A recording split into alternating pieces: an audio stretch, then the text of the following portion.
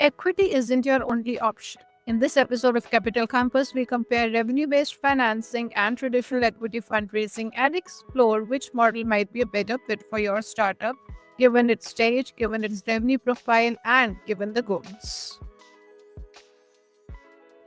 Revenue based financing versus equity. Which is the right fit for your startup? Equity isn't the only way to raise money. As we said in this episode of Capital Campus, we unpacked the rising model of revenue-based financing and how it compares to traditional equity funding and when the founders should be considering this. Let's start with what is revenue-based financing.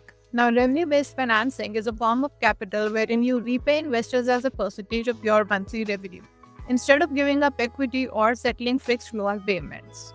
For example, you raise 100K in revenue-based financing. You agree to pay back 130K total, that is a 30% premium, and you pay say 5 to 10% of your monthly revenue until the 130K is repaid.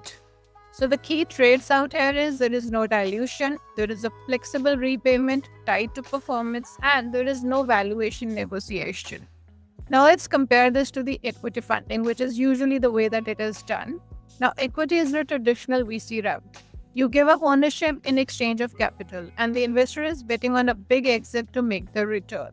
The key traits for equity-based funding are dilution, valuation negotiation, long-term upside and control questions, and pressure for exponential growth. So, out of these two, which one should you be considering, and which one makes sense for you? Revenue-based financing is best when you have revenue, ideally more than 10K per month. You have high gross margins, you have predictable recurring cash flows, and you don't want to dilute your ownership. Whereas equity-based financing is better when you are pre-revenue or scaling fast. You need capital to burn upfront, you are aiming for a massive exit, and you want strategic investors involved.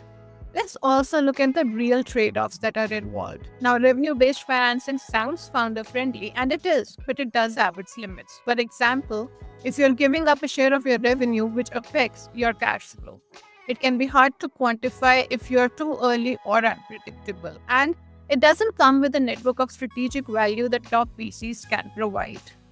A pro tip out here is that you need to use revenue-based financing as a bridge and not as a crutch.